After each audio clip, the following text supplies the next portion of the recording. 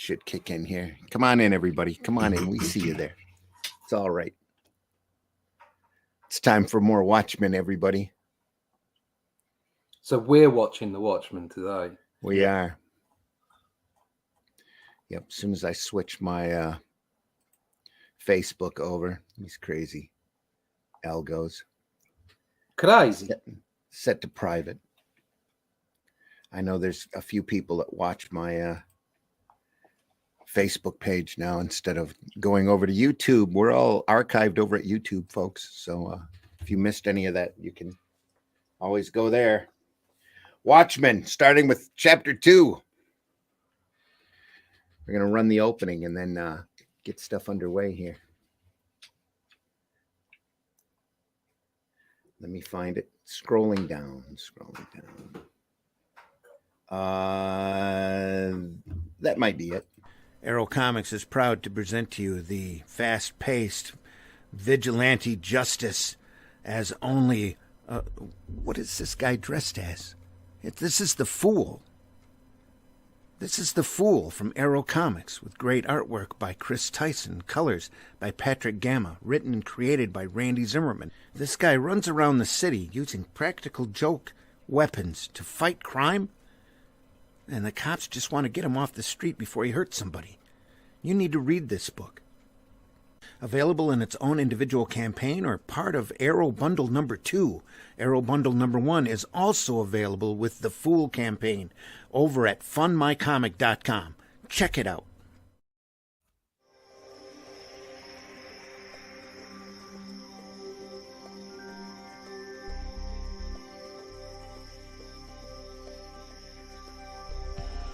What was that? This is not a charade. We need total concentration. Now, once again, this time, with theory.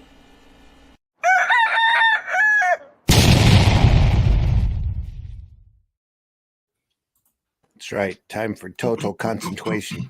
Total concentration. Watchmen, folks. Chapter 2. Thanks for listening in. Thanks for being here. Chat is open, and the camera is jiggly.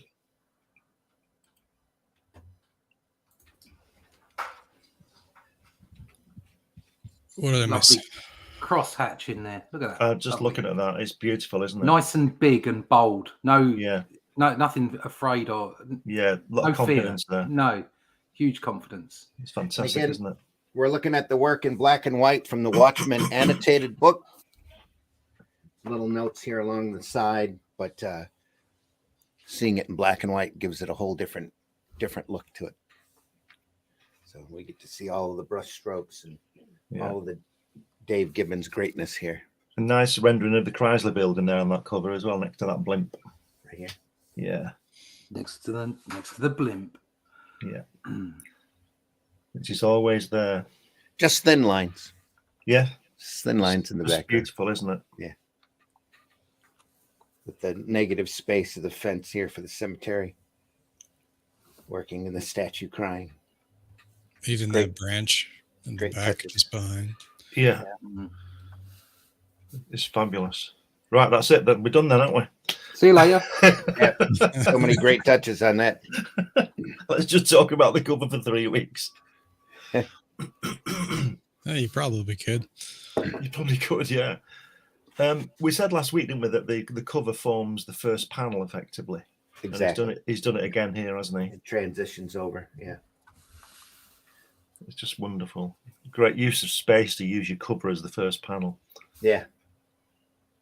All the while doing a great cover to make people want to pick the book up. Just fabulous. Definitely eye-catching. The Watchmen up the side. Yeah. Was that Gibbons' idea to put that up the side? I think it was, wasn't it? I am not sure. It probably was. Yeah. It's very 80s design, isn't it? Yeah. Although it's good 80s design. That's a motif that they carry all the way through. All of their advertising had Watchmen up the side like that as well. Yeah. And at least it isn't the design like the design on Arkham Asylum. Which is like a wonderful book. I absolutely love that book. It's beautifully painted. Yeah, the but artwork is it's, fabulous. but the design on it is so 1980s. It's Yeah. I had difficulty actually reading it, I must say, but the artwork is wonderful. Yeah, Is it Dave, yeah, is it's it Dave McKean? yeah, it's just a Yeah. book to look at, to be honest. It's, Yeah. yeah. Forget the writing. Yeah. On that particular book, yeah, I just looked at the pictures and marveled at it because it's just not something I would ever be able to do. Yeah. All right, first page. Back to the 9-panel grid again. Back to the 9-panel grid. Do you know, I think the first time I ever saw a 9-panel grid was Steve Ditko in Spider-Man. Yeah. I might be wrong about that, but that's what stands out because he used to do a lot of that, didn't he? They did. They used a lot of that back in the golden age too. Yeah. And I then, think, then Kirby locked into the sort of 6-panel, didn't he? Yeah, Mm-hmm. I think because obviously layouts are tricky because it's nice to have different layouts. I mean, look at some of the stuff that we have looked at. Look at Starlin layouts and what have you. A lot of Neil Adams layouts, and they're different. You know, they're bold. They're across the page. Yeah. And they tell a story in a certain way, and they're very graphically interesting. But then the skill and the ability to be able to tell a story in an interesting way in a flat grid, in the way that Kirby did, or Buscema did, or you know what's going on here. That's quite a skill set Well, because you're making these panels, all of them dead dull, all exactly the same size, and yet each one is jumping. But you know the reason he did that for this book? He did that because when you go to the cinema or you watch the TV, the screen doesn't change its size. Yeah, yeah. And he didn't want to jar. Like Neil Adams can be very jarring, even though it's brilliantly done. Mm-hmm. He did. So I don't think. I think Dave said he didn't design the page other than the grid. Yeah, it's a purist way of doing it. There's no doubt about it. Yeah, because it's about what's in the panels rather than how the panels look. Exactly. Yeah, Right. rather than using the whole page as some kind of tactic. Yeah, to make it look nice. No, just look at the panel. Yeah, I'll be honest. I fight with that all the time personally. Yeah, because I'd love to draw just like that, but I know that it doesn't always catch everybody's eye. Some people like, you know, and I think it's a good even mix of people who like comics and reading comics, of whether they like them flat paneled or whether they like, you know, lots of interesting designs. Mm-hmm. So I'm constantly fighting with it because you want to create an interesting book. You want it to please the people, but at the same time, there's something pure about doing a straight grid like that. Yeah. Well, and on this work especially, there's so much ground that they're covering that you almost need those 9 panels in order to. Yeah, because there's so much through. in it. It would be confusing to put, you know, too much jumping out. And of course, when you do have one whole page panel. So, for instance, he did that panel with the giant Dr. Manhattan last week. Yeah, in that first issue. That created a very powerful image because he jumped from the 9-panel grid. Yep. So it's about pacing. Yeah. And speaking of powerful images, you know. There you go. So he's done that there. I mean, what a powerful image on that right-hand side. And how well drawn is it? Yeah, well. Like I said, see you later. See you later. Yeah. I love the way that Rorschach's everywhere with his board and we don't know who he is yet. Yeah, no, it's Just give it away. Spoiler alert. It's him staying anonymous, but there, you know. Yeah. The end is just nice. incidental. It's just there. Yeah. You don't know how important that is until later in the story.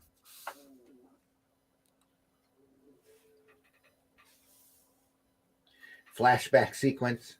Gibbons draws very tall people, doesn't he? They are quite. If you look at the previous page, that girl there, that next talking to her mother on the other side, that in the middle panel on the other side next to the face. Look how tall her mother is. They are quite stretched out. Yeah. You can imagine meeting those people and going, "Oh, this is a bit weird." These must be the people who were sitting down outside the Valley of the Kings, you know, those 20-foot high guys. Yeah.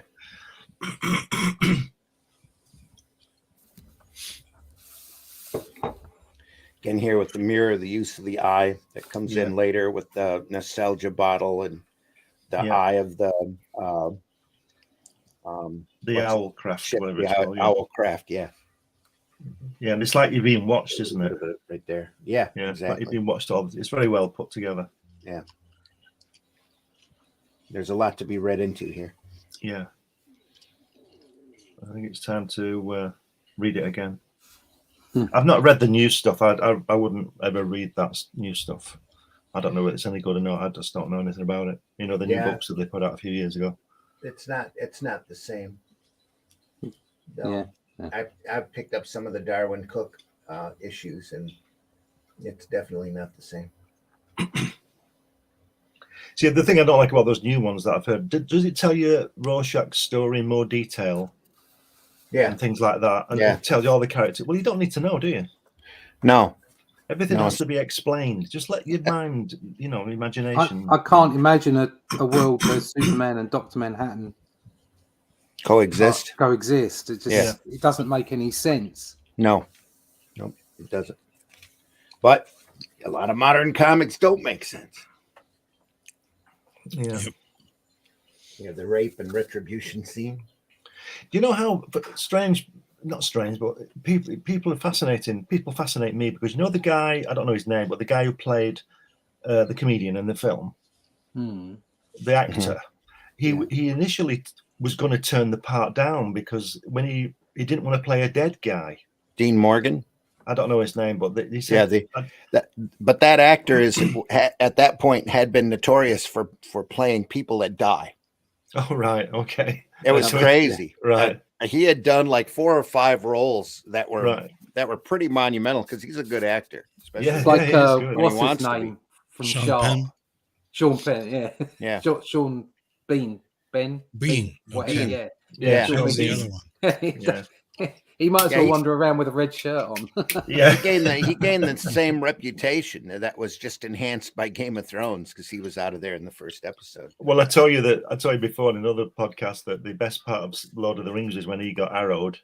Yeah, that's a sad scene. It was like a scene of what's the word for it? Greatness. Yeah, well, he atoned for his sins. He was doing the right thing, and it was so sad. And he was defending the innocent. It was an extremely powerful scene. I know you don't like you're not keen on Lord of the Rings, but no. I've read the book and what have you. I know lots of people read the book, but to me that was a very powerful scene. Yeah. So it's like a no good deed goes unpunished. Yeah. No, that wasn't the point.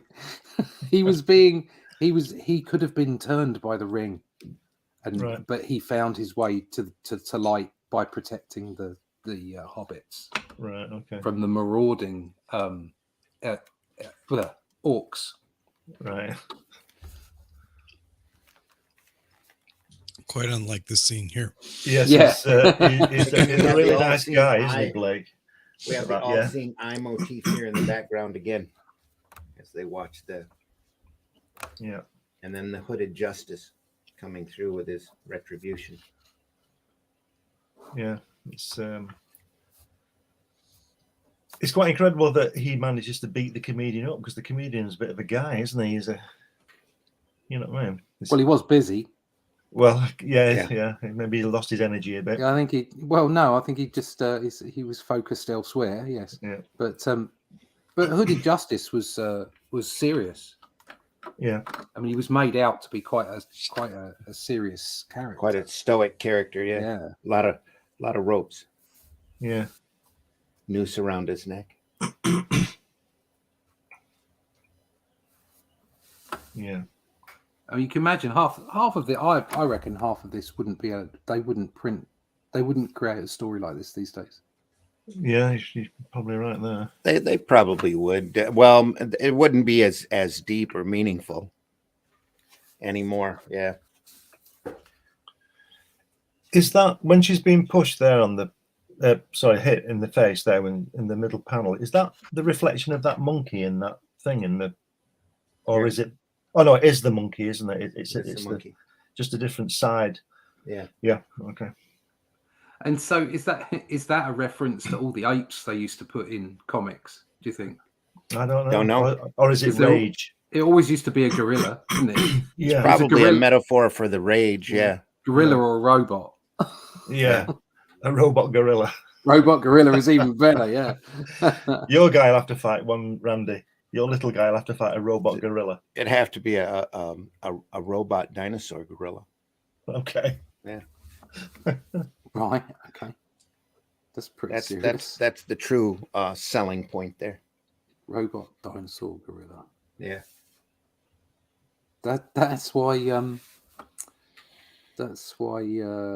King Kong and Godzilla does so well.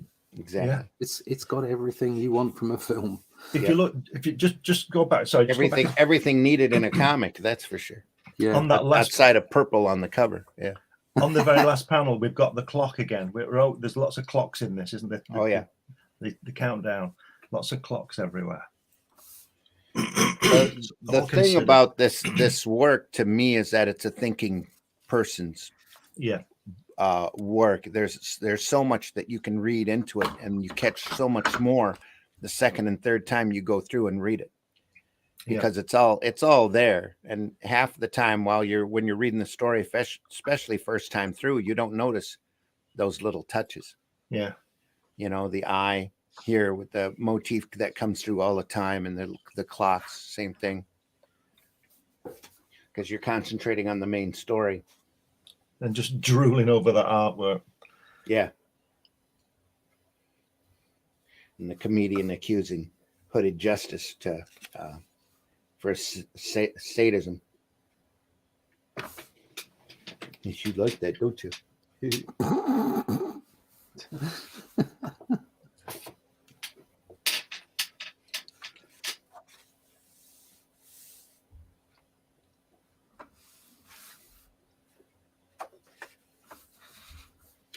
There's some nice touches as well.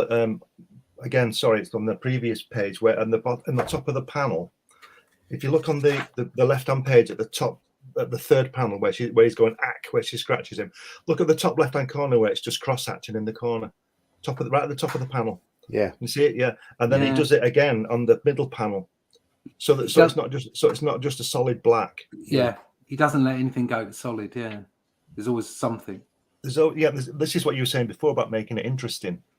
Yeah, Gibbons is brilliant, isn't he? He makes every panel interesting. Like you said this a lot, Russ, where it's got to be interesting. Like with talking heads and stuff like that. Yeah, it has to be interesting. Otherwise, you've lost your audience. And Dave Gibbons knows exactly what to do, even with these aren't boring panels, but with boring panels, he knows what to do to keep your attention, and that's. That's why I say you can. There's that 12 panels that everybody needs. Who did that? There's 12 panels that works, but you find that they're great, and that's a great guide, and it's definitely something to keep your eye on. But you'll find that the greats probably just naturally did it. Yes, it just came out. Instinctual. It's instinctual. I don't believe that. I mean, I could be wrong. If I ever met him, I'll ask him. But I don't believe Gibbons ever went, maybe I should be doing this, or to keep this page interesting. He just did it. He just knew instinctually that you needed to move around in order to make it work. I think that's what Wally Wood does in the 22 panel thing that you're talking about. It's he didn't sit down and think, I'll do it in 22 panels of how to make it work. That's what he did, and then he broke down what he did. Yes, exactly. Yeah. The same with Kirby. But what I'm saying know is, what they're doing, don't they? Yeah, but there's a lot of people, and it is good to see that. I've done it myself. I've looked at it myself, but at the same time, if you try and follow it too rigidly, you become formulaic. Yeah, so the whole point is to find a way to make it instinctual. Yes, it's a great guide. Yes, it's good rules as such, a good boundary to follow, but make it happen yourself. Yes. Yeah. See, when I don't know about you guys, but when I'm writing, if I'm doing a novel, the main characters, I'll write backgrounds to them, and even some of the minor characters, I'll write a background, but you won't know what that background is. Oh yeah, but it helps it flesh it out in your mind. Right. And so if you keep the 22 panels in mind but don't adhere to them, you do a better job, I think, because like Russ says, you should be finding your own way, because we've all done that, wanting to draw like Kirby and ink like Joe Sinnott, and we've all done that. And we copy it, but your own style will always come through. Yeah. I'm finding that now. Yeah, and you look at the masters, or who you consider the masters and the greats. You look at them, of course you do, and you like the way they draw ears, you like the way they draw shoes, and this kind of thing. But you'll always find your own way in there. Yeah.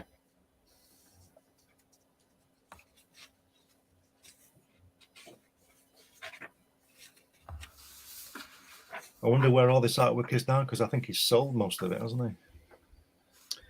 I couldn't tell you. I can't say I've ever seen a original from here. Right. From this. Probably some private collector. Hard to say. Look at that face of her mother there on that page. Isn't that fantastic? Shadows on that face. On the left-hand side, that one, yeah. Look at that. The look in her eye. It's just brilliant. Fabuloso. I think I said last week, I think it's great that that Dave did, obviously inked his own work on this, and he did the lettering as well. I think it's a great move, you know, because and if you look at the lettering, he could be a letterer, couldn't he? You know what I mean? Oh God, yeah. Yeah. Quality, absolute quality. Up there with Constanza and people like that.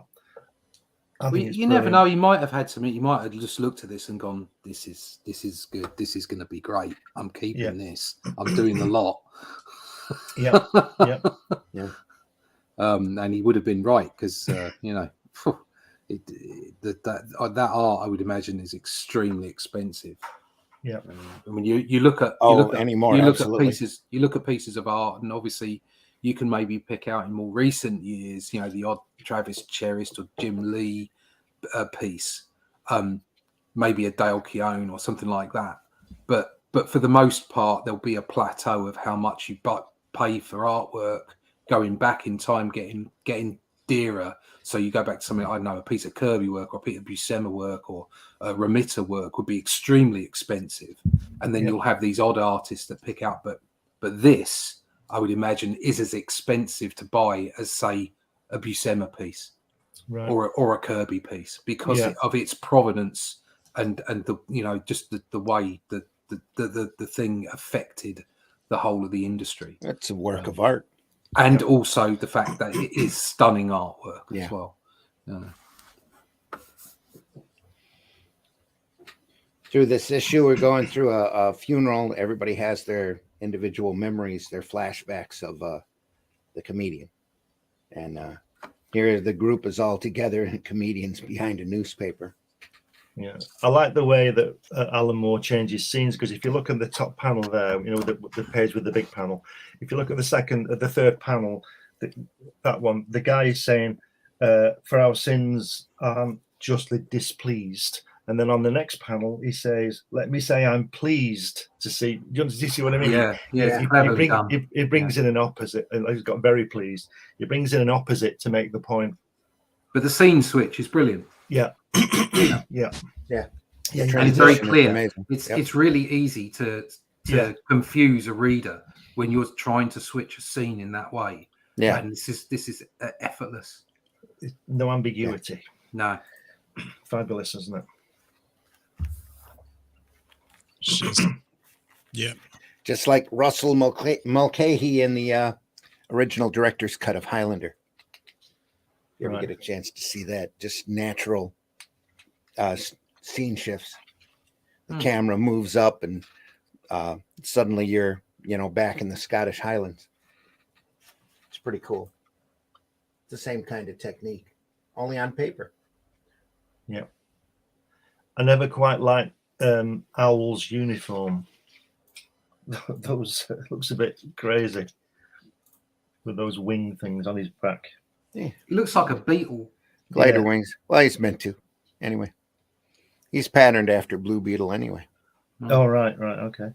Because he's a bit more in the film. They make him a bit more Batman, Yeah. don't they? Than Blue Beetle. Yeah. Actually, Rorschach's more Batman than. In the way he behaves. In the way he behaves, yeah. But I meant the look. Yeah, I know what you're saying. He's got all the magnificent toys. Yeah. Again, up until something like the Daredevil series on Netflix a few years ago, I thought the fight scene in this, where they're in the prison going to rescue Rorschach, and they beat everyone up, that was just brilliant. And also the scene in the alleyway.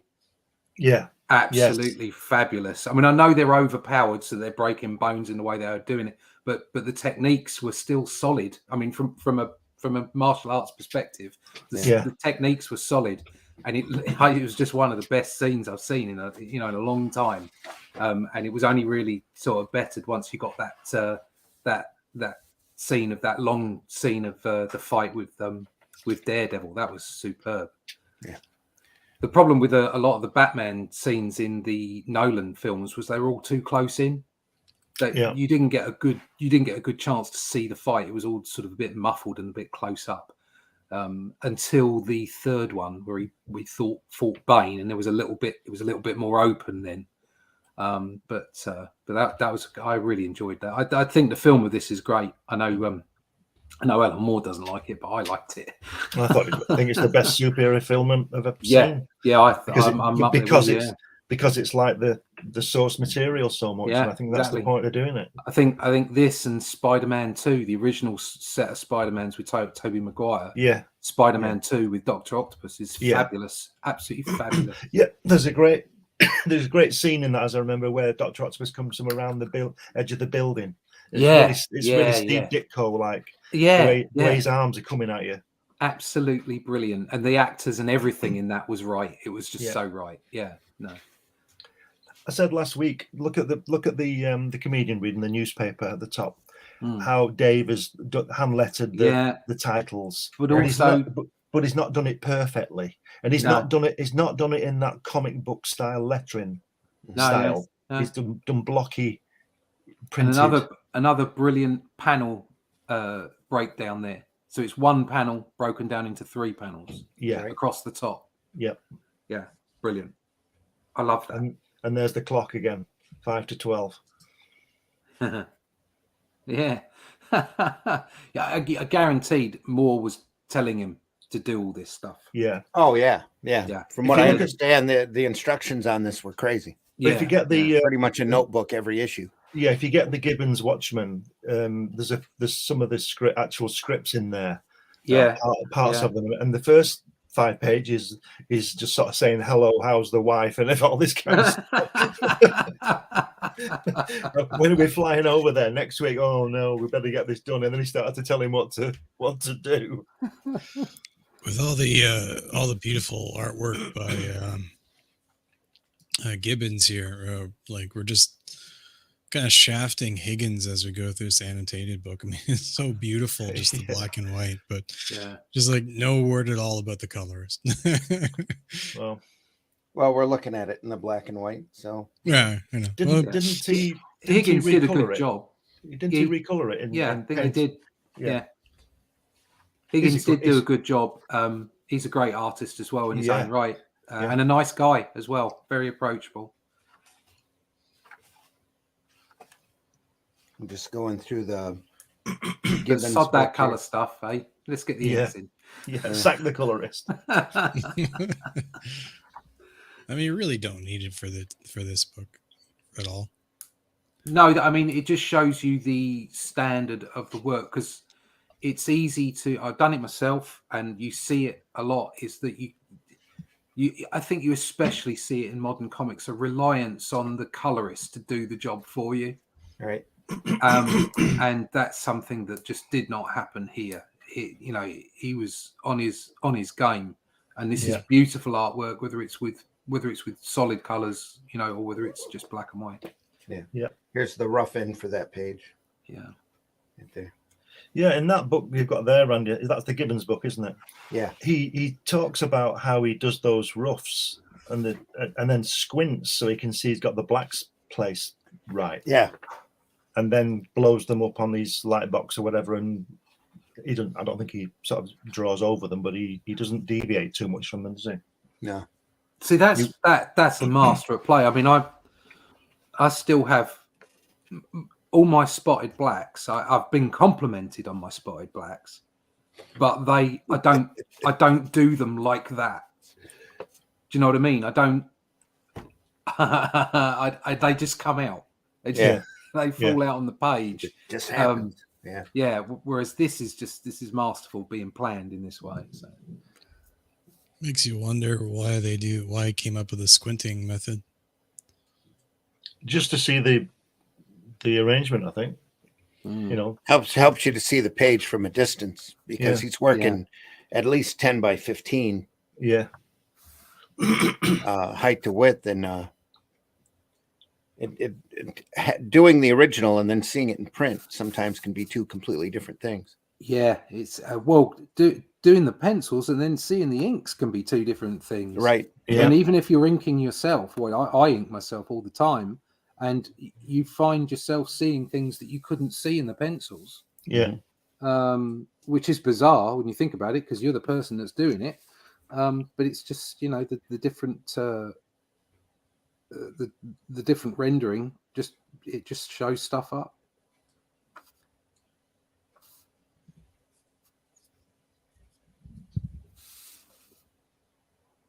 Yeah, the one and only meeting of the crime busters ends with the comedian burning their picture. They all leave. Then another transition here. Mandius looking down, and he was the Snake Plissken of the piece. Yeah.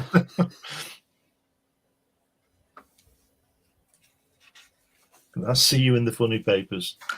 That's a fantastic shot, isn't it? That iconic shot. Yeah. You've Once seen again, that copied so many more times since Gibbons did this. In TVs and movies, TVs and TV shows and movies. Now, if you were to flip to the first couple of pages with the, would it be the same angle on the like the grave? Would that be like from the drop? What are you talking about? Like the angle of the perspective, right? You can see how the square is it the same position as the city street? Which angle are you referring to? Oh, like from the previous. From your previous, I wonder, yeah. Is it 1 point perspective? That looks like single point perspective. Yeah. Everything's right there into the grave. Yeah. Yeah, if you were like from the first comic, if you were to line up the street, right? With okay. Grave, would it be the same? It's certainly got that same vertigo-inducing feel to it. Yeah, where the guy's looking, where the detective looking over the balcony, on page 1, page 1 of chapter 1. That one, yeah. Not quite, not quite the same, but it's still got that same sensation. Yeah.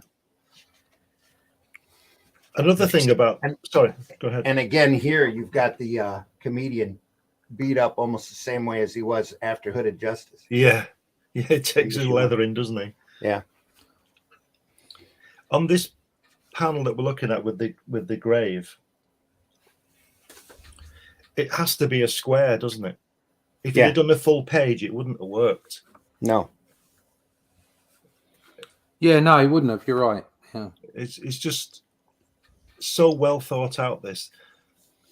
But then, I mean, it's well executed, but at the same time, Moore would have thought a lot of this himself. Yeah, I do think that was in the directions. He does do a lot of visual writing. Yeah. Yeah. He did a comic strip on his own, a cat strip there for a while. Yes, I remember that. Yeah, so he can draw a little. So I would imagine he sent a few thumbnails through, maybe as just suggestions. It's part of what makes his stuff great, is he knows the ins and out of sequential art. He knows what works. Yeah. what works, what looks cool, what serves the story. Cool, yeah. And that's Rorschach there with those roses, isn't it? Yeah. As a civilian at the funeral. It's just great. We said this as well. If you look at the bottom two panels there of Dr. Manhattan's face and then the Rorschach's bit, those two, yeah. If you look at the middle two panels, it's the same pose, but it's not the same drawing. Yeah. Look at his cheeks, and the mask is different. Yeah. He didn't just trace it. He just didn't do the first one and then just trace it or lightbox it, whatever. All the the cross hatching bits are all different. Yeah. And in order to serve the transition here, he breaks that 3-panel per tier grid here. And goes 4. Yes, he does. Yeah. Yeah. Well, they did that with the other transition. Yes. Through to the meeting. Yeah, that one there. There. Yeah. So he's basically just finished it off. So that's a scene there, effectively, from one to the other. Mm-hmm. You don't even really notice it too much. You just sort of just goes so naturally that Oh yeah. Yep. And then the color works here because he's light blue and he just so pops in that panel. Yeah. Yeah, and the comedian's in the shadows, isn't he? Yeah. But he still manages to do it in black and white. Yeah. Yep. Still works. That bottom panel just, I don't know why it's shouting 2000 AD at me, but it is. Here? No, the left panel, the one with the crowd. I don't know why. It's keep people looking up at the Mega City One saying jump. Yeah. And also using the white out of the fireworks in the black sky as well. Yeah. For me, I'd seen Rogue Trooper by this point in Harlem Heroes in 2000 AD. That's what Harlem Heroes. Gibbons' style just really. Although Harlem Heroes was quite rougher by comparison to this. Yeah. You look at how slick he is in this. Yeah. Yep. I don't mean that rougher I don't mean rougher as in he wasn't as good. Do you know something? I mean a rougher style. He used a lot more flicks and crosshatch. Back in the 80s when I was buying 2000 AD, my favourite character was Rogue Trooper. And I want you to listen to what I'm going to say now. The least, how can I put it? Not the worst, that's the wrong word. The artist I least, I don't know how to put it. Dave Gibbons wasn't the best artist on Rogue Trooper, in my opinion. In your opinion, which shows you how good the other guys are as well, like Cam Kennedy and those people. Yeah, because I love Dave Gibbons' work; it's brilliant. But I didn't quite get into his Rogue Trooper so much. They brought a different atmosphere to it. And get Cam Kennedy on it, it gets a lot more primitive and a lot more rougher, aggressive. Where Gibbons has such a clean, polished style. I'll have to use that. But he also gave Trooper a thickness, though, to him that made him really believable to me. Well, that was because he did a lot of commando comics, a lot of war comics, Cam Kennedy, and he has that kind of grittiness, doesn't he? Yeah. I'll have to use that. I'll have to steal that panel there where he's going down a hatch. Yeah.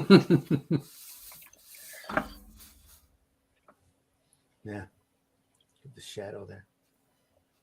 It's great. Smiley face right out in front. Yeah. And again, on the colors, that would have been yellow, so it would have popped really hard. Do you reckon he did a lot of this with pen? Yeah, I think yes, he did. I saw him at a convention talking about it, and he used a lot of pen work. He did use a lot. He was doing this what he kept referring to as a European style, right? Because they use a lot of pen. Yeah, and that's what he was doing. Yeah. Okay. Because I've found myself using more pens recently. Yeah. I'm doing more outline work with brush. Yeah.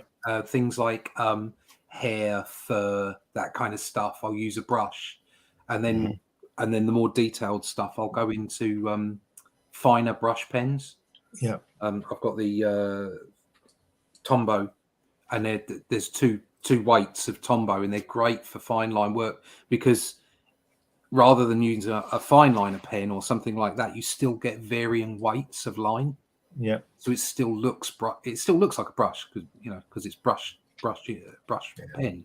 But I was just wondering on this because there's some really sort of fine line and some detailed stuff. And having my own experiences of playing with brushes and pens.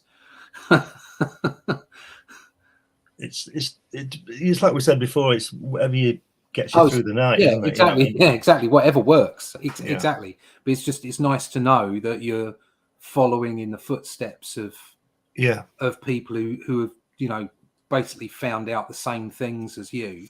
Slightly different tools because we didn't have brush pens then. We had he would have had he'd have used maybe a brush and a bottle of India ink. A what's it pen, like a I keep forgetting the name, but it's just a dip pen or something like that. Yeah. Or maybe he might have used some Rotarings on the really fine stuff if he was using a straight line, I suppose. But there was a great story about Wally Wood and Rapidographs when they came out in the late 60s, early 70s. And somebody in his studio was using them, and he was going mad because he said you should be able to do that straight line with the brush. Right? so anyway, the next day, this guy said, "I can't find my pens. Who's got my pens?" And Wally got all the barrels of the pens, and he stuck a cigar in it, and he was using it as a cigar holder. He said, "That's what these pens are good for. Pick up your brush." Well, yeah, I mean, it's like that whole thing. If you want a straight line and you use a brush, you just like pick up your ruler and tilt it. Yeah. And just use the other, use the mid of the brush, and it's like, right, okay, that's pretty serious. I've tried it, and I've done it, but that was enough. I didn't need to be doing it for every panel I drew. No, you do it a couple thousand times, you'll get good at it. But I think right. I think if you've got the tools, use them. Yeah, definitely. Yeah. He just saw it as a shortcut. I feel so blasphemous because I'm currently drawing on like a digital tablet right now. Well, no, it's what works. I do all my pencils on a Wacom in Clip Studio, and then I print them out to blue and I ink traditionally over the top of them. So there's nothing wrong with doing whatever it takes to get the work done. Well, I'm just I was actually just sketching stuff from the book as we're going along, working on the trying to get into my first comic book. I guess we're getting to the point where I can get to my first comic book. Yeah, I'd never thought to use flare pens until I was at a show one time and saw some original artwork, and Carl Potts was there. He was an editor for DC and did a book called Alien Legion. For Epic Comics, and saw some of that work, and it was obviously done in felt marker and flare. I said, "You used a flare on this," and I was kind of stunned looking at it. But he looked at me and he says, "I use whatever's necessary to get the job done in the time allowed." I said, "Well, that makes sense." It's that's a great book. I love Alien Legion. Yeah.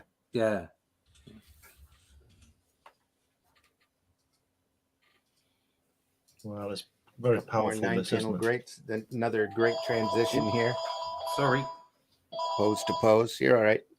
You see, here's another one of those things I was saying about doing the opposite in the words. If you look at the bottom page where he's pointing the gun at the girl, and then when he fires the gun, he says, "Blake, don't," and then he goes, "Do it."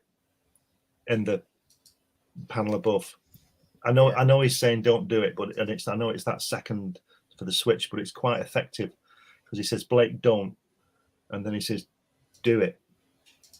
Do you understand what I mean?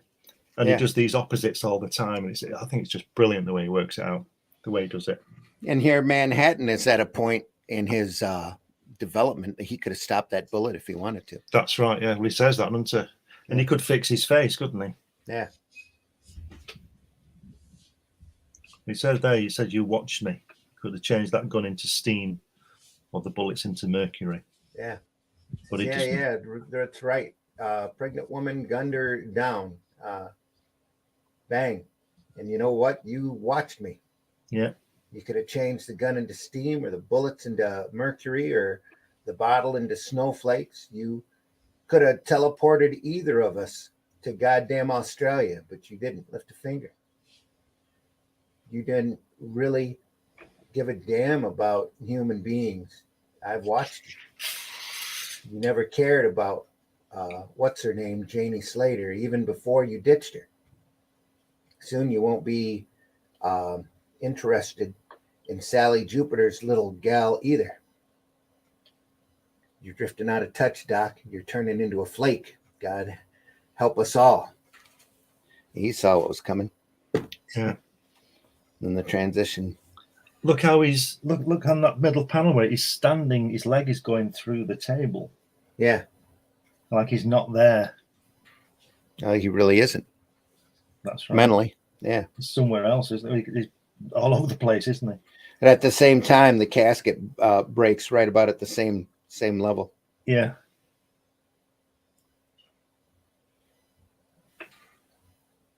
It is wonderful. He's just remembering. Yeah. Or he is. Well, it's a scene switch, isn't it? Yeah. You think great transition here? Yeah. Same pose. Manhattan can't see into the future, can he? He gets the ability eventually, yeah. Do you think he has it here, or has always had it? It's developing. Yeah, he's just figuring things out still. Yeah, I think he can always do it, but he doesn't know how to. Yeah. Yeah, he has to learn.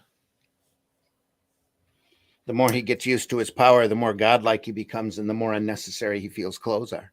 So, yeah. If you look at the door, the blinds slats behind him all the time, it's very Ditko. Yeah. He draws those blinds with those wonderful light, and Steranko does it as well, doesn't he? But it's very Ditko, that.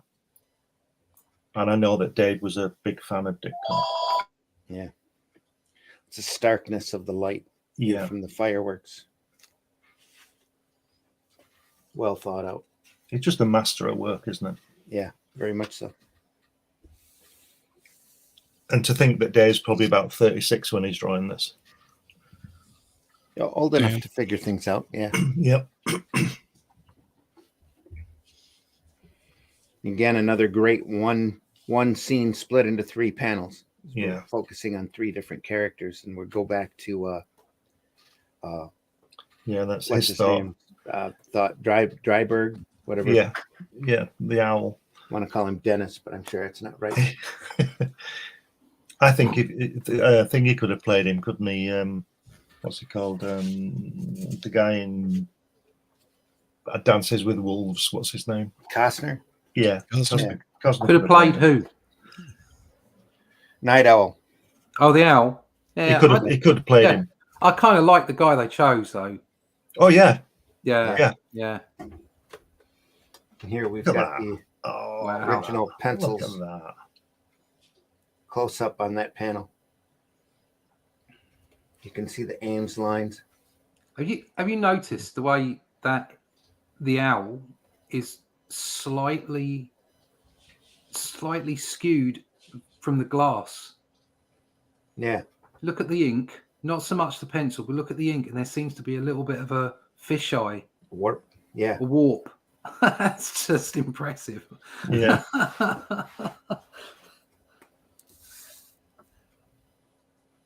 Still great. Just amazing. Wrong then pen. again, in the coloring, the use of the reds in the background, pinks down here. Yeah. Just, you can't see that. Let me pull this over here. That's that panel really blown up. Look at that. A real Kirby bit at the bottom there with the face towards the audience. Yeah. Yeah. Always have someone looking at you. Yeah. Eye contact is really important. Yeah.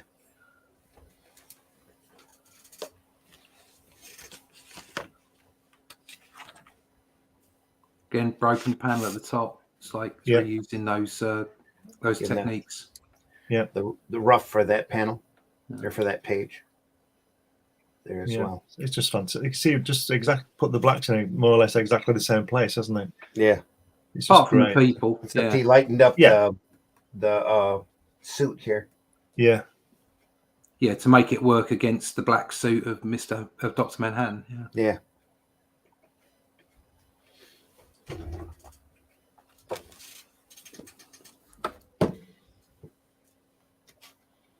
Almost that fisheye work in there again. The newspaper. Cops say let them do it.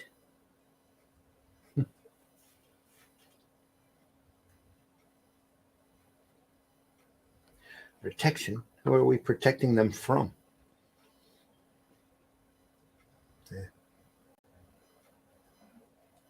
It's great when he said, "Run, you suckers!" Look at it. 1 potato, 2 potato, 4 potato. Hands up! He throws a grenade at him, or a smoke grenade at him. He's such a scumbag, isn't he? Look at what he says there. He says, "Listen, you little punks, you better get back in your rat holes. I got riot gas. I got rubber bullets." And he's good. He wants to use them, doesn't he? Oh, yeah. Okay, that does it. Bang in the tin. Oh, dear. He's just brilliant. Run, you suckers. Comedian, I said, I heard what you said. I mean, the other thing, I mean, we I've spoken about how the film it almost used the comic as a storyboard. It was so good. But there's lots of elements of the script as well that got kept. Just great stuff. Like I said last week, it's a miracle the movie had as much of the comic in it in the short and the story in the short time that it was, that it played. The 3 hours, they squeezed an entire 12-issue deep miniseries into it, and almost kept all of the detail intact. I do think a lot of the time, we've as comic readers, we've probably been a bit mean to the filmmakers. Yeah. Not always. Some of it's justified. Justified. Yeah. But it's a lot to do to bring something like this, and I think the cause of a lot of it is that people don't appreciate, even some comic readers, just how much there is in a comic. Yeah. Just how different it is to film. Absolutely. And to be able to convert it and make it successful, sometimes you're going to have to drop stuff out. It's just the way it is. Yeah. And even down to the Marvel stuff. I mean, as far as I'm concerned, they're not spandex movies. They're not 616, if you ask me. That's just Disney deciding it. But it's like with the Nolan Batman movies. They're a great representation of what you had in the comics. There's a nod here and there. There's bits and pieces, and that's great. But a film is for a much wider audience than a comic book. Yeah. It shouldn't be. Let's face it. Everyone should read comics.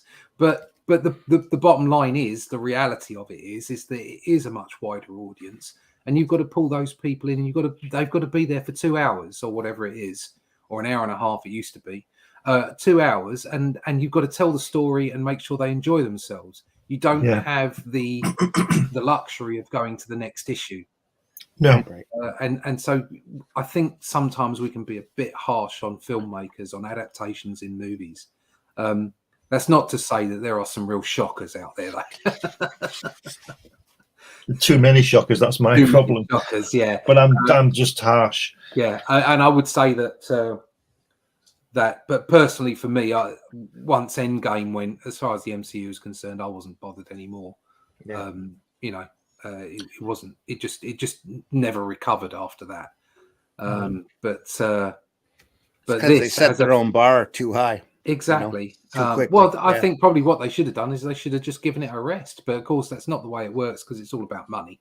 But this as a film, talking about this particular, I thought this was superb. Yeah. You got to go a long way to do as well as this.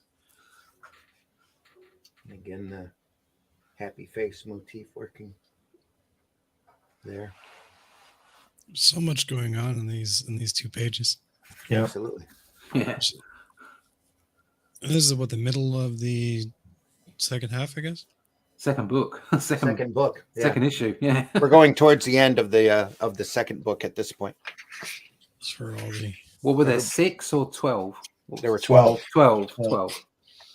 Well, this issue's 28 pages, so In France, still there got were 10 6 to go. Yeah, we still have 10 to go. Yeah. I like the way the comedian's so uncompromising. Like the guy, was it a girl, guy? I can't work it out. Painted on the wall there, and he fires that rubber bullet at the person. It's a girl, isn't it? Yeah. And he doesn't care, does he? He doesn't fire nearby. Or you're supposed to bounce those things, aren't you? You're not supposed to fire rubber bullets at people. You're supposed to fire at the pavement and make it bounce up. I didn't. Well, know you're that. still sending a pellet towards at the skin of somebody. You That's still right. break the skin. But if you fire it at somebody, you can kill them. Yeah, And rubber bullets can kill. Yeah, they fire at the ground and bounce them. But he's not there. He's firing it at her He's back. like, no. He doesn't care, does he? No. Have it. That's the comedian, though, in general. Yeah. And he's totally heartless in this book. That flashback scene at the Vietnam War ending, and then he turns to Manhattan and tells him he's totally losing it and getting. That's right. Heartless. Yeah. It's just great the way, and it's ironic that he's called the comedian, isn't it? And he's the least funny guy in the book. That's the whole point of it. Yeah. Like I said, the opposites. He's called the comedian, and he's not. Originally, that would have been the peacemaker if they had kept to the Charlton characters. Bizarrely, they brought him back. Yeah. Well, I wonder why. And you still can't take him seriously. So no. Yeah. And there's Rorschach not in that again. helmet. Yeah, there's Rorschach again in that center panel, and Manhattan's looking at him. He knows, doesn't he? He knows who he is. He's picking it up, isn't he? Mm-hmm. And then he comes back with his board. Yeah. It is fabulous. It really is. It is. Yeah. It's fabulous. And I think one of the best things about it is that it wasn't an ongoing series. It was a story, and it was done. Well, that's why Giordano told him to change the characters away from the Charlton characters, is because it was a definite ending to the story. Yeah. He wanted to keep those icons running. They bought those IPs for a reason. So, well, that's probably one of the best editorial decisions ever. Then that they didn't use those, because we wouldn't have had these characters, would we? Right. It's Giordano. It wouldn't have been the same at all. An incredible professional. Giordano was great, wasn't he? He really was. Rorschach and Moloch. He's hiding in the fridge. Refrigerator. Yeah. That's nutcase, isn't he? I mean, if you break into somebody's house and you want to scare them, where are you going to hide? Oh yeah, in the fridge. That is ridiculous, though. They did that better in film. Not just that, but this is an old style refrigerator. He's locked in until Moloch opens the door.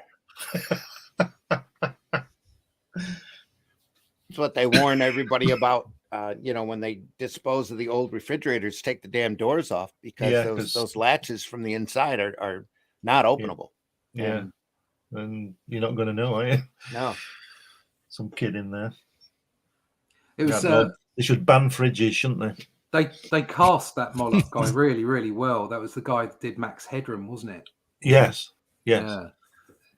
I've got to go back and watch the movie now. Just like we got to go back and reread. Yeah. I've got to do both. Yeah, I've got to read the book and watch the film again. Yeah. Look at the first page that we're looking at, and the top left-hand panel. There's that blimp again. He's always hiding behind the building. He's always peeping, isn't he? He's never in plain sight. He's always up to something. Just reminding you of the otherworldliness of it. So yeah. Read somewhere that's the whole reason behind using the blimp, is to remind folks that this is an alternate reality. Right. Which is why Superman and Dr. Manhattan should not be in the same place. Exactly. So true. And it's also why Thor shouldn't be in the Avengers, because he's a god. For God's sake. Never got past him flying by throwing his hammer in front of him and holding on to the strap anyway. Oh, that's genius. I love that. I loved Thor. I loved reading that when I was a kid. It's a funny touch, but how do you fly? I tell you what I didn't like in the film was the way that I love the way that Captain America, he who is worthy, Captain America moves the hammer when they're all trying to pick it up. But he doesn't, and Thor looks at him like, oh shit, he can nearly do that. And then later the Vision does pick it up, Yeah, the Vision, because absent-mindedly. the Vision is pure. I thought he was a robot. Yeah, he is. But he's a pure. thing. He's still pure of heart. Well, that's the existential question, right? Is he a robot, or is he like an elevator, just a device, or is he actually? Right. Yeah, it's the existential question. It's all about AI and I think whether AI can have a soul. Well, they should have left it with Cap. They watered it down because 2 people can move it. Cap because he's pure and the Vision really pure. It doesn't work. It's too much. Yeah, but now Jane Foster can use it as well. So well, that's well, I won't even get in that because that is just totally ridiculous. That's a whole nother bit of ridiculous. It's a bag of worms. The thing with Cap though is that he could only move it slightly, and that freaked Thor out to start with. Yeah, but he goes through his own arc emotionally, and he's able to handle it there at the end. I think it works for the films. Yeah, you know what I mean? I don't think you should read too much into it. No. It works great for the movies. Okay. Yep.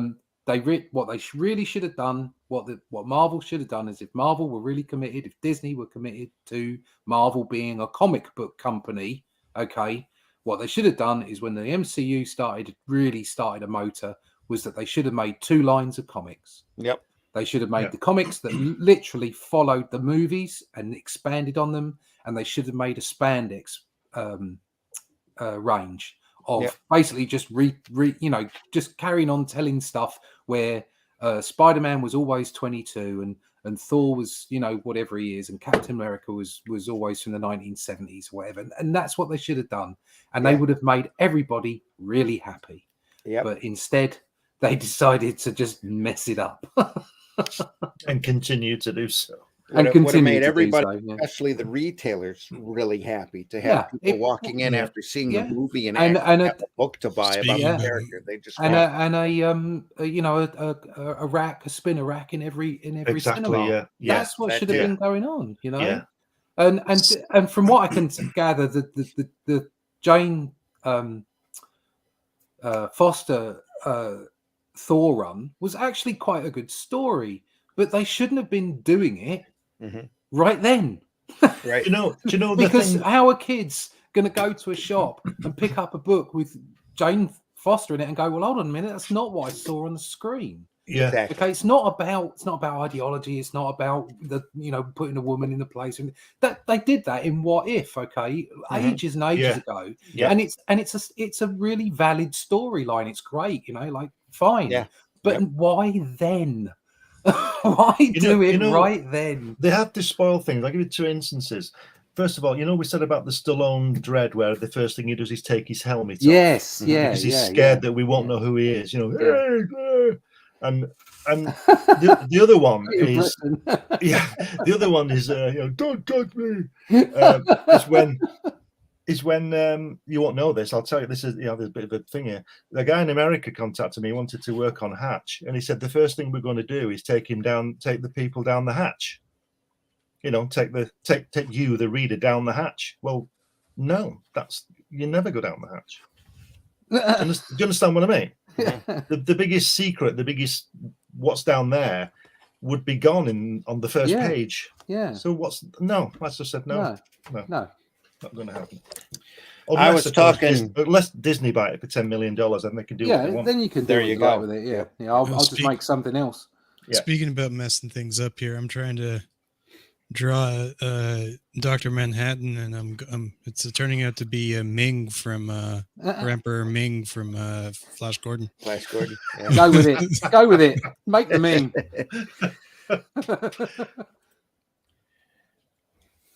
Channel 0 in the house. Gibbons, what's that? Charles Scuro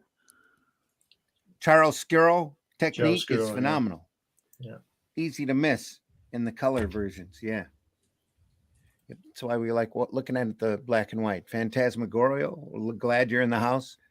Stopping by to say hi and leave a thumbs up. Much love. Thank you so much. Appreciate you watching us live. No matter where in the world you are. I was going to say, I was talking to a guy from Film Roman, which is an animation house up in Canada, and was looking for properties, and he got a hold of Spank the Monkey, and the first thing he asked me is, does he really have to be angry all the time? Does Spider-Man have to run up walls all the time? Yeah, and I said, you obviously haven't read the book. So, anyway. Oh, dear. You know. Yeah, needless to say, there's not an animated Spank out there yet. So you'll have to work on that, Randy. That's on the list. I want to see Hero Bot Zero on as a regular cartoon first. That would be cool. With his overtime. I understand there are other companies out there who will not be named who are looking for content now that is more traditional. To animate or to all kinds of stuff. Okay. To animate or to print? Animate. They're looking for ideas for kids shows and stuff. They can always talk to me. Yeah. Well, you might need to approach them, but I'm in Alabama, and you can call me Fanta if you like. All right, Fanta. Absolutely. Fanta. Nice. Fanta, that's a pop up here. A soda. Yeah. Yes, soda here, yeah. We call it pop. Yeah, we do. I call it pop, yeah. Everybody else calls it soda. We don't call it soda here. What do you call it over there, whiskey? Coke. There you go. That's all I drink, right? So. Yep. Soliloquy here, the comedian, knowing how fruitless life in general is. Yeah. This sequence on the film is the biggest gaffe, isn't it? It all stinks. Of continuity, where you see his hands outside the blanket. And in the film, he's got his hands outside the blanket. Then there's a cut to the comedian. Then a cut back, and he's got his hands under the blanket. And then he's got his hands outside the blanket. Well, it might have been getting hot and cold. It must have had an itch. Yeah, it must have been had an itch. Scratch. Might have had an itch. Yeah. Couldn't quite get to it from the outside. I got an itch, and it's making me scratch. Another transition here. Yeah. Face to face. Bugger. And then he left. I didn't know. I didn't know what the hell it was about. Yeah. And again, he says there, like he says, somebody explain it to me. Then he says, I don't know what the hell it was all about. You know, the change, the opposite thing. It's fantastic the way he does that. That's him breaking into Moloch's apartment, isn't it? Yeah. In the Gibbons book, there's a breakdown of how he drew that scene, the scene we're looking at now, with all the perspective lines on a because Dave used to work in architecture, didn't he, or something, or that kind of work. That's why the proportions are so precise that he works on. Have you got it there? There's the breakdowns. Yeah, there's an actual somewhere, I don't know where it is, but somewhere in that book there's a page of the pencils of the pages and the perspectives that he uses, a breakdown of it somewhere. But it is wonderful. Yeah. I'm not finding it right off the bat. But, right, all from Moloch's point of view, isn't it? Kind of breaks down issue to issue. Yeah. Yeah.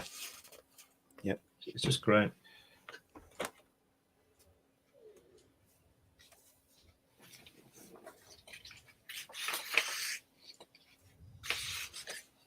Moloch again. Yeah.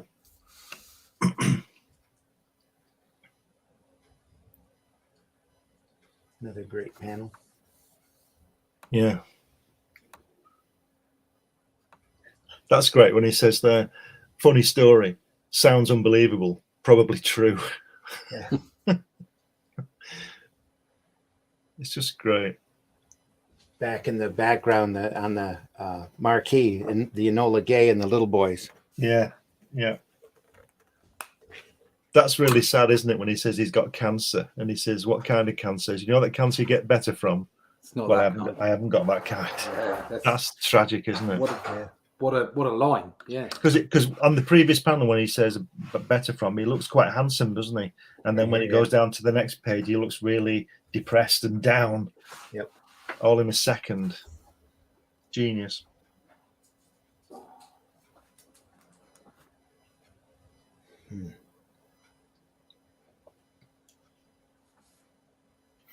Very well. Copied down name and company. Report them after. You're off the hook for now. Be seeing you. Keep out of trouble.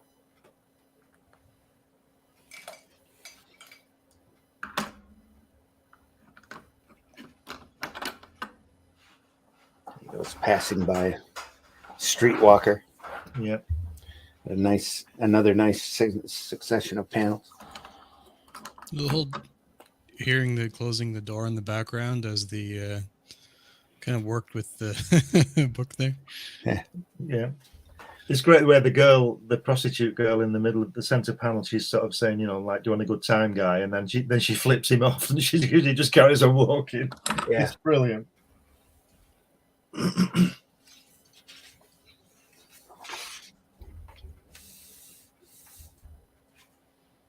Lovely angle of Rorschach there. Yeah. His arms, sorry. Yeah. Brilliant. And tying everything back together again, and then back with the first issue, the rundown of the comedian and burning the map. I'm just looking at the color version as well at the same time, and that that center panel, Russ, where you say about where his arm is. Yeah. It's completely, well, not completely, but almost obliterated by the coloring in the color book, which is a shame. It's all solid. Yeah. Well, not solid, but it's very dark brown, wow. and the shadow, it doesn't do it justice at all. Yeah. That's why it's better in black and white, I think. Unless I had colored it. I'll sure to tell him that next time I see him. That wasn't me that said that. Yeah. No, I think it's brilliant. I love it. It's fantastic. And like you said, Russ, John's such a great artist as well, isn't he? Yeah, he is. Yeah.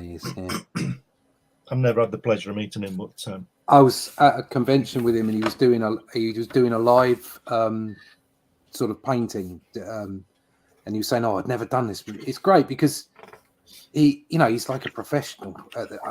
I'd not done any professional gigs at the time, and I was, obviously in awe of him anyway, of what he'd done, and he was such a lovely fella. And he was basically saying, I've got to do this live painting. I've got to do this piece. He says, I'm shitting myself.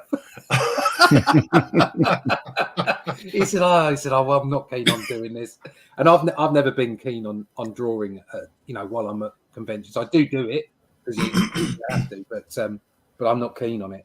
And he's like, I don't like doing that.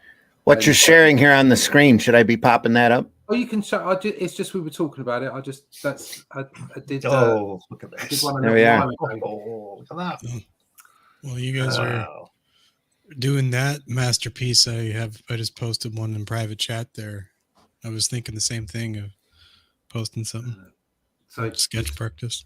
The doing the black flash and all the work. Obviously because he's got a dark costume, and then doing the very lightweight Dr. Manhattan.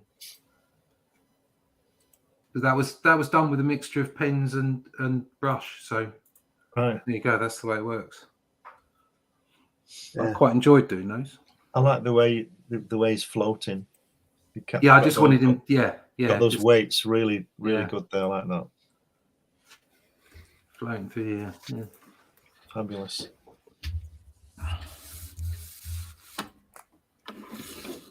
Ran that up over on your Twitter feed. Yeah. You mind if I pop it up? Yeah, go ahead. Yeah, it's definitely not fantastic, that's for sure. I'm a 3D artist, not a 2D artist. Damn it, Jim. I'm a 3D artist, not a 2D artist. Damn it, Jim. I'm a doctor, not an engineer. I'm a doctor, not an artist. There we are. Yeah, if you can call 3D art at all. Of course. Oh, of course you can. Emperor Ming there. There we are. Yeah. Everything's in the right place. Yeah. Yeah. It's good. Good sketch. What are you using? I'm just using India ink, the basic pen from Clip Art Studio. Oh, right. Okay. Cool. Not the first time opening the program, but the first time trying to sketch with it, right? I had a what's the word for it? A revelation about Clip Studio. So for the longest time, I was using Yeah, epiphany. That's the word. Well done. Epiphany. Not Tiffany. Like, are we alone now? No, none of that. No, epiphany. I think we're alone now. No. I think we're alone now. Yeah. Look at you, big Tiffany fan. Live long enough, you just pick this stuff up as you go along. I was using Photoshop Randy, with a set of brushes, VFX brushes, and it was only when Photoshop broke on me, and I was sort of in the process of moving to another computer, that I thought, I'll give Clip Studio a proper go, and I never turned back. I never looked back. It's just such a good program, and I like I say, I use it to draw with, so I use it to pencil with.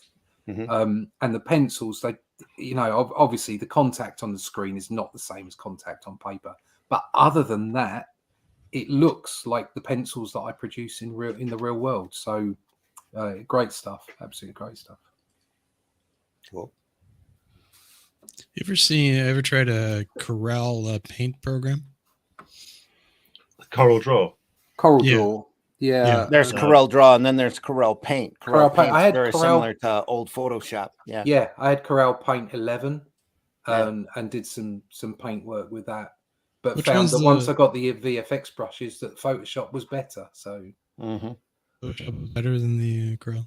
I never used Corel Paint, but I know Corel Draw for all of my layout stuff. Everybody else uses InDesign, and I use Corel. I used to use Quark. Because that's what I know. Yeah, that's one of the. Okay, so Corel Draw has the paint, and Corel Paint has what? Corel Paint is like Photoshop. Corel Draw is really a more it's of a like Illustrator, a font manipulation tool more than anything, and a layouter.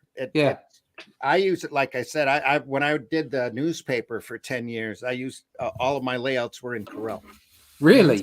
Which one is the one that Corel does that mimics like live brushes? That's Corel. That's Paint. You can get that in Photoshop, but if you get the right patch for it. There are folks that do their own, make their own brushes and stick them on their Photoshop and use it. Yeah, but Clip Studio does the same thing, doesn't it? Clip Studio has its own internal brushes. That's what I say. When I was using Photoshop, I used a set of brushes called VFX, and they were brilliant brushes. But once I got into Clip Studio, I had no need to go and get custom brushes. They're all great, Yep, that's what I hear. That Clip Studio is just made for it. Yeah, so, it used to be what called Manga Studio back in the day, I think. That's right. Yeah. Well, back then, I think also it was producing line work as vectors. Yeah, and that was I was completely put off by that. Yeah, because I wanted my work to look more traditional, and that was what I was getting out of Photoshop. But the later versions, when I did convert to Clip Studio, I found that it was I've forgotten the word for it, but it was pixel rather than vector. The vector, and it made all the difference, and now I absolutely love it. Cool. Yep. I have a vinyl cutter here that everything has to be vectorized in order for the blade to recognize it. So I use Corel Trace for that at specific settings. It works pretty good, and sometimes you still have to go through and touch up and take some points off. And can you use Illustrator on that, Randy? On what? On your vinyl cutter? No. My vinyl cutter still runs on Windows 98. Yeah, you said that. Yeah. Well, that's good. Illustrator back then was purely a Mac product. Yeah. I have 3 systems here that I work off of all the time. One that runs my vinyl cutter, one that has my Corel that I do all my layout work. Neither one of those are connected to the internet, because as soon as I do, they're going to get every bug and virus out there. and then the third system that I podcast with and that I have my Wacom set up to. So I do all my illustration work on that. It's weird. People don't realize that back in the day, PCs didn't do that kind of stuff. No. You had Macs. If you wanted to do artwork, you used a Mac. Yeah. And if you wanted to do spreadsheets or play Doom, you had a PC. Doom. Yeah. I haven't had a copy of that in a couple of decades. That was a great game when it was out. It was. I still have it. Took out a lot of aggression with that game. Yeah. and it was on everything. You can play it on fridges now. You can get patches for it way back when to do all sorts of different monsters and stuff. Play Doom characters. on a fridge. You can play Doom on a watch, on a calculator. Yeah. We just had a pinball museum open up about a half an hour away from my house. I can't wait to go. An old style silver ball pinball museum. Lovely over 500 games. I'm like, I gotta go. They got a fireball. I'll be there all day. Yeah. Are we doing 2 issues an episode? I don't think we're gonna make it. No, because we are an hour and a half in, and we're just hitting the end of the second 12 issue right episodes. Probably. Yeah. I'm looking at the color version. That black panel there, so is pink or magenta in the printed book. Is it really? Yeah, wow. It's not black at all. Well, that doesn't work. But it makes sense, because if it was white, it would be empty rather than having the black, which suggests darkness. Yeah. No, I prefer the black because it's like curtains. But it's the same color. It's a magenta, and it's the same color as the roses. There you go. Same color as the roses. So yeah, there is a bonus right there. There is they're both valid, aren't they? Yeah, they do. It does work, but in the black and white, it says blood red, doesn't it? It says blood. Yeah. Yeah. But it's interesting that they covered it for the black and white. You know, I bet that black has been put in afterwards. I bet that. Oh, what you mean for this presentation? Yeah. They also lost the quote on this. Oh yeah, as well on the actual printed. Maybe the copyright ran out or whatever it is. From Elvis Costello. No, that's they lost that in production. Is that a good year for the roses? Yeah. Is that a line from that song? Is it? I think it is. Yeah. And I'm up while the dawn is breaking. Oh, even though my heart is aching, I should be drinking a toast to absent friends instead of these comedians. Yeah. Yep. Brilliant. Great quote.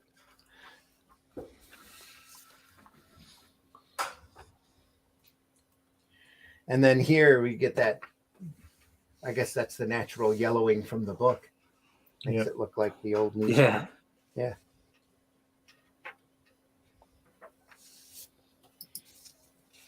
You ever seen the movie with Jackie Chan and Owen Wilson? It's like Shanghai Noon. Yeah. This character that I was trying to do, I guess, Dr. Manhattan, he turned out quite a lot like the villain in that movie. Like the angry Asian fella. I like those films. And the back cover. But that's like the Shanghai Noon could be a comic book, you know? Oh, easy, yeah. Yeah. If somebody didn't already do it, wouldn't surprise me if somebody did it. That's where the script came from, comic book. No, probably not. Not during that time, I don't think. There's a great drawing there, the comedian. It said South Pacific 1942, and it's just the same. He looks just the same, doesn't he? Yeah. It just looks like, you know what I mean? Because it must be obviously sort of 25 there or something. You think he'd look a little younger. So I never quite understood who was superpowered and who wasn't. Nobody was superpowered until Dr. Manhattan. I was going to say only Manhattan, I think. That's why he's the Superman equivalent. So the first thing the government does is come and convince him to end the Vietnam War. Yeah. And he's God, really, isn't he? He's not a superhero, really. No. Yeah. Which again is what Russ said, he shouldn't be in the same universe, so to speak, as Superman. Technically, that's what they've evolved Superman into being. Yeah, I mean, that Superman's totally overpowered now. Superman was at his best. He was at his most popular when he was working with the people. He was a Superman. That was the whole point of the concept of the book, when he was, as far as I'm concerned. Leaping tall buildings in a single bound. Yeah. All the way through the George Reeve TV show. Yeah. He didn't start flying until the Fleischer cartoons, because they didn't want to have to keep animating him jumping. Fair enough. So he just flew. So the comics took it up from there. Then it was easier to have George Reeve bounce off of a trampoline out a window and just have him lay flat on a blue screen to love that. You know, to have him fly in the TV show. That was all low budget anyway. You can't watch that without seeing the trampoline. There's a lot of charm on that show, just like Adam West Batman. Yeah. Love that. I didn't appreciate that when I was younger. No, well, especially the campiness of the Adam West Burt Ward Batman. You look at it now, and it's the absolute comedy camp at work there. I liked it when I was very small, and then as a teenager and a young man, it was like, this is all too campy. I don't like this one. As you mature, you get a different perspective. And you look at it older. You look at it now, and the later seasons, once Batgirl pops in and their budget shrinks into nothing, it turns into a glorified stage play. Yeah. You know, their idea of a ocean liner is a pole with a few ropes strung up, a couple of crates, and that little air vent that just sitting there on the stage. Yeah, gotta love it. Some of that's pretty amazing. Is Watchmen the only book that doesn't have the title on the cover? It's got the title on the cover. It's down the side, isn't it? Down the side. Oh, yes. Yeah, sorry. Of course, yeah.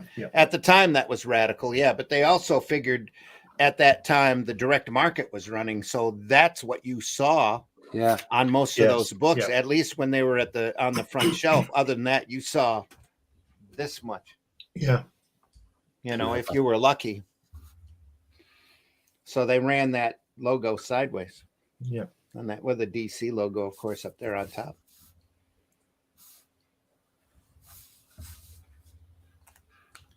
But yeah, folks, that's Watchmen number 2. We're about an hour and a half in. This is going to be a 12-episode series. I have that feeling. Yeah, I think it should be. Just do one episode where you're just flipping ravenously through the book. Yeah. Well, that was number 5. We get to number. Yeah, we'll do. We get around 5 or 6. We might cut them down to an hour long and just, or start incorporating 2 of them at once. Anyway, we'll get into that next week. Into issue 3. So glad you're able to join with us today, everybody. Everybody out there. The chat's been pretty quiet. Let's jump in here and see what we have here. Fantas says, "Believe me, people sing the jungle to me all the time. People sing the jingle to me. The jingle. All right. All the time. LOL. I'm a Dr. Pepper girl. LOL." There we are. What's the worst that could happen? Exactly. I remember when they were trying to make a Nicolas Cage Superman film. Yeah, there's a big documentary out on that. It's real fascinating. The producer had first suggested casting Sean Penn as the lead because he had the eyes of a killer. Oh, Sean Penn. What totally an overrated actor. But you need to watch that documentary if you can find it. I can't even recall what the name of it was. But it's got some screen tests of Nicolas Cage in the suit. So they had gotten to the point where they were doing full script on it. That's why, if you remember Superman back from that period, Brainiac suddenly changed from being a green humanoid to being almost like a chicken, an alien-looking chicken with tentacles. Because they didn't want to do a standard Brainiac. They wanted to do an alien-looking Brainiac, and that's the idea that they came up with. And also the producer was obsessed over having him fight a giant mechanical spider, right? Because he would sure that would obtain great box office if Superman was fighting a large mechanical spider. Should have been a large mechanical gorilla. And exactly. And it ended up falling through, so that producer ended up using it on the next movie, and that was in Wild Wild West. Oh wow! Right, where the two of them were dealing with a giant mechanical spider because that was cool. Yeah. How things happen. Eh? Bonkers. Yeah, but it's amazing to see the production the production drawings and everything that they had done. They had sunk millions into it already, and Cage was ready to go. He was good to go on the product, and then it all just fell apart, fell through. Have you seen Renfield? No, I haven't. I've seen the trailers for it. Yeah, but I've seen the trailers. I'll obviously wait till it turns up somewhere. But that Nicolas Cage is hamming it up in that somewhat. He's absolutely brilliant. Nothing will be as classic as Ghost Rider 2, though. Oh wow, he was totally over the top in that. Oh my goodness, that movie! I need to sit down and watch that movie again too, because when I was watching a Marvel movie than Doctor Strange Multiverse of Madness. Yeah, when I was watching it, I was sitting there going, "How come that director's not telling Cage, look, it's awesome, but just tone it down just a few notches." He was way over the top on that. Don't tone him down. He's phenomenal. Great. Do you know what? I quite like that first. I like both of them actually, but I quite like that first Ghost Rider film. I think it's great. The second one's got a unique feel to it. That's just it's much darker. Yeah, the director on it was French, I think, and they brought him in intentionally in order to get that noir feel to it. And then Cage is like, yeah, I'm gonna be crazy in this one. This will be great. Wow, way over the top. It's like, dude, whoa, Oh no, I love it. Gets these long-winded speeches, and you're like, going, no, dude, tone it down just a hair. This is awesome. But yeah, it's definitely got its charm. Definitely, folks. We've been looking at the Annotated Watchmen in black and white, along with a few other books. Been enjoying the Watchmen, and we'll get into it again next week with issue 3. So yeah, come back, see us. Come back and see us then. In the meantime, Whiskey, tell folks how they can find you. Oh yeah, check me out on Twitter, Bandit and Ricochet. They're just right there. It's the name. It's pretty easy to find. Just Google that and navigate to Twitter. And if you need something made, like an action figure, a miniature, or a tabletop war game, or some miniatures for an RPG, send me a message and we'll get you sorted out.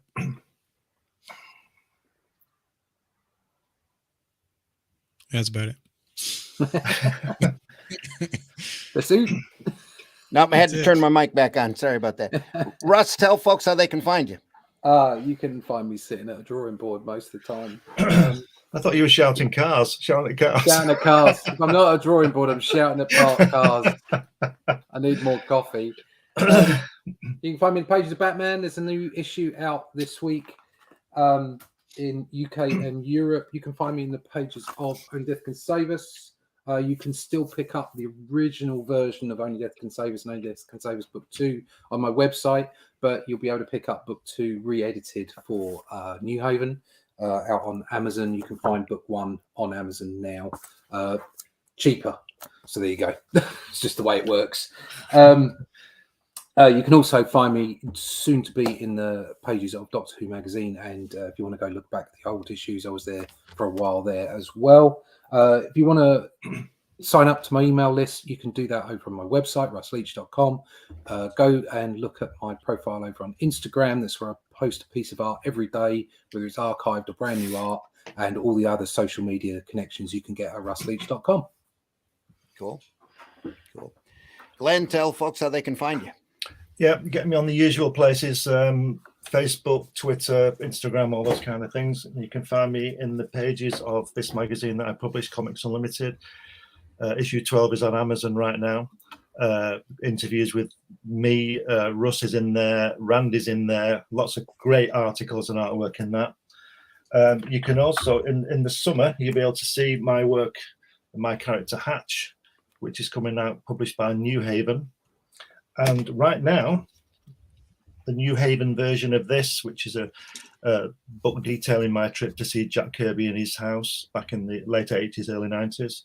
And that's going to be in Barnes and Nobles, Waterstones, Amazon in a couple of weeks' time. So look out for that one. And that's about it, really. It's you can find all my work on Amazon. There's science fiction books I've written 10 books, varying subjects. You can find them all on Amazon. All right, and as well as on these podcasts and all this kind of stuff.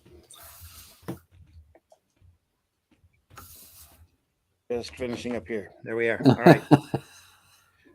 There we go, folks. I've been your host, Randy Zimmerman. You can find me over at arrowcomics.store.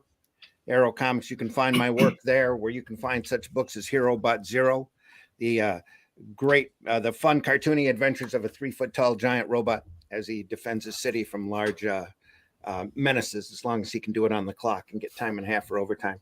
Paragon, which is a superhero story, almost like early Golden Age Superman. Suddenly this hero shows up in the city who can leap tall buildings in a single bound and super strong, and now everybody has to deal with him. And Calico Shard, which is a great fantasy story with great artwork by C. Michael Lanning, who we hope is getting better all the time. There is a second issue of Get Well See. There is a second issue of Hero Bot Zero with a cover by some nut named Scott Rosema. The Rosema. Also, Revolt up there. It's a collection of short stories that Glenn has a Hatch story in issue 1. There's a couple, I think one story by me in there, and issue 2 has a short story by Russ and a cover with Only Death Can Save Us on there as well. So go over there, go over to fundmycomics.com right now as well, and take a look at the Fool campaign. It's a guy who dresses in a weird, almost clownish outfit, has a tie with a couple holes cut out of it for a mask that fights urban street crime with practical joke weapons. Anybody he ties up for the police, he takes a section of their clothing and incorporates it into his action duds. And there he is. There he is. Done by Glenn. Looks great. We'll run a little bump for that as we go out. But in the meantime, we'll be back Sunday morning for Sunday Funnies at 9 a.m. Eastern Standard Time. I'm not sure what we're going to talk about right now. I think it'll just be old farts talking comics at this point. Watchmen 3. Watchmen 3. We'll get through it in half the time that way. If we do it every Sunday as well. I've just realized something. I might miss the final 2 episodes of the Watchmen series, because hopefully I'll be in the United States somewhere. so I'll either be sitting next to you, Randy, in your den. Well, that take us to the end of July. We'll have to step it up then and start having a couple of issues an episode then. We'll never do it. Just to make sure we get through it in time. 5 years later, we're still doing it. We're still covering one. Today, folks, we're discussing Watchmen issue 4, page 2, panel 3. Here we go. Yeah. Folks, we deeply appreciate you watching. This is always fun for us. We love doing this. We love dissecting older sequential art by masters, people that we admire and adore. And we hope you do too. We are archived over at the Indie Comics Network channel. So feel free to go over there and enjoy our program. And if you speed us up, we might even sound like chipmunks. It'll be fun.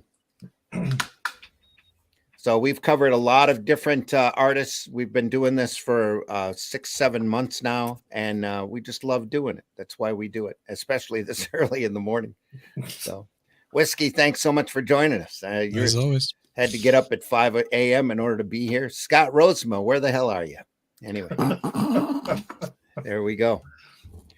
Folks, we'll see you soon. Make sure you leave this industry in better shape than what you found it. If you love comics, tell people all about it. Don't be afraid to express your love for this art form. The best marketing that we have anymore is by word of mouth. Go over and visit those platforms, visit your retailer, buy these great books, enjoy them, read them, slab them if you have to, but read them first. Yeah, read them.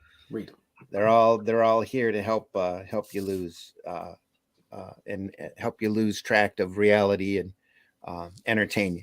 So remember when they were trying to make a Nicolas Cage Superman? Yeah, we talked about that already. Go through and try to find that documentary. And while you're looking for it, look for Jodorowsky's Dune documentary as well. That's very eye-opening as to the ways and means of Hollywood. As a madman filmmaker artiste tries to adapt Frank Herbert's Dune in the early 80s and ends up discovering the entire genre, pretty much, of special effects and talent for many, many years to come. So it's a great, great documentary. And that other one, the Superman documentary, is also great. I think it's called Superman Lives. I'm pretty sure that's what it's called, but I'm not positive. If you find it out, let me know. If there's anyone else that you want to see us cover, well, we're pretty close to right away. We might be on this for another 3 months, but let us know, and we'll try to get that. We've got works and episodes. When we're through Watchmen, Frank Bellamy's coming, more Kirby's coming, Ditko's definitely coming because we haven't looked at enough of his work. It's Kirby as well. We haven't looked at enough of his work. Eisner, we haven't looked at enough of his work either. We got I've got Bolland, Remitter, and Buscema. Jason Moore just showed me an artisan. Yeah. I was going to say, Jason Moore just showed me an artisan book he won on eBay for $65.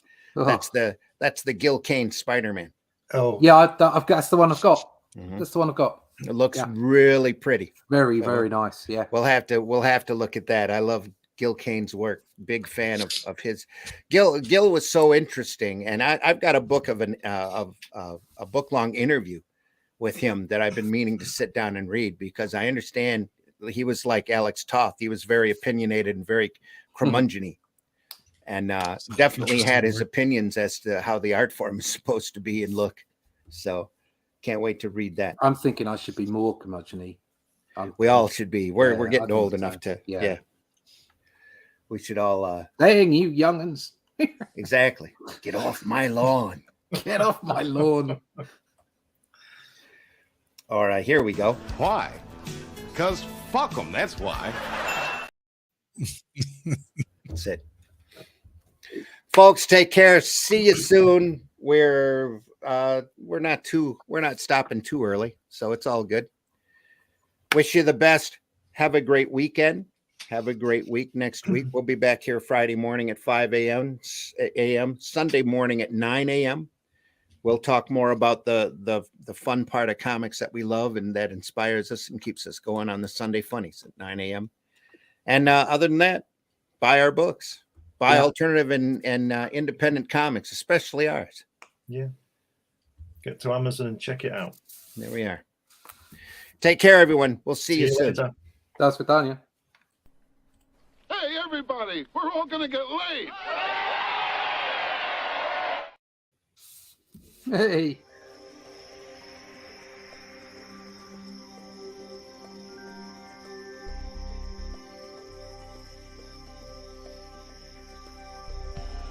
What was that? This is not a charade. We need total concentration. Total concentration. Once again, this time with theory. Some men just want to watch the world burn. Can't nobody tell me nothing. How dare you?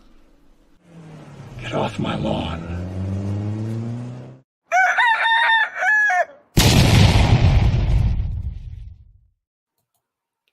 The views and opinions expressed within the video content found on the Indie Comics Network are those of the speakers and do not necessarily reflect the views or positions of the Indie Comics Network or its sponsors. I need to redo that card and set it to music. Anyway. Have a question or comment for us to address on the show? Have a topic you want us to talk about? Email us at indiecomicsnetwork@gmail.com. Want your comics to arrive in pristine condition? Head over to GeminiComicSupply.com and save 10% on your next Gemini mailer order or anything in the Gemini Comics Supply store. Use coupon code RAGIN10. That's RAGIN 10.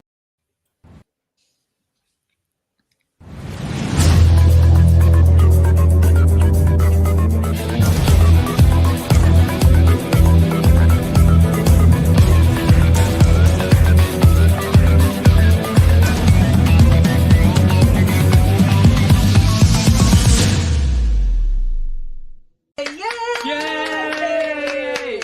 Think about we've accomplished. Do you draw the Flintstones naked? There's a market for that. And who's your favorite Marvel Comics hero? Mine is Superman. Remember the motto? With great power comes great responsibility.